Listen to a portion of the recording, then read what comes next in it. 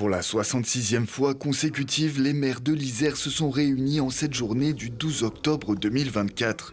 2 jours auparavant, le nouveau Premier ministre Michel Barnier présentait un plan de redressement financier de 60 milliards d'euros, dans lequel tout le monde devrait participer. Au total, c'est 5 milliards d'euros d'efforts que le gouvernement veut imputer au budget des collectivités, une nouvelle qui a du mal à passer pour les élus réunis ce jour-là. L'État amplifie ses prélèvements, ne se remet absolument pas en cause, ne remet pas en cause le périmètre de l'action publique. Donc ce ne sont pas des économies, en fait c'est un transfert de la charge, c'est aussi simple que cela. Donc oui, c'est injuste, mais au-delà de l'agacement moral, c'est surtout que ça ne va pas régler les problèmes du pays. Si on veut régler les problèmes du pays, il faut qu'il y ait plus de productivité dans la fonction publique, il faut motiver les fonctionnaires, qui sont des gens bien formés, qui sont des gens bien, et il faut sortir de l'infantilisation qui consiste à chacun doit participer à l'effort. On fait que ça, participer à l'effort, on est contribuable déjà, donc on participe depuis longtemps à l'effort.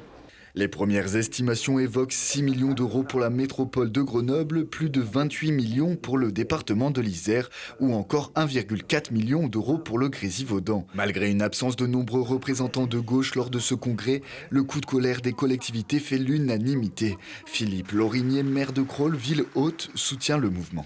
Oui, moi je suis très heureux. Je ne suis pas de la même sensibilité politique que M. Listard, mais je trouve que son discours a été tout à fait offensif et intéressant pour défendre effectivement le point de vue local, le point de vue des collectivités locales qui sont les forces vives de la nation aujourd'hui.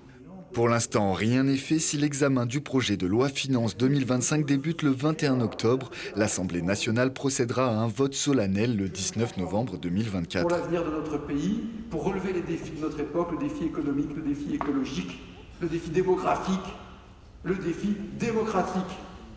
L'avenir, il est aux communes.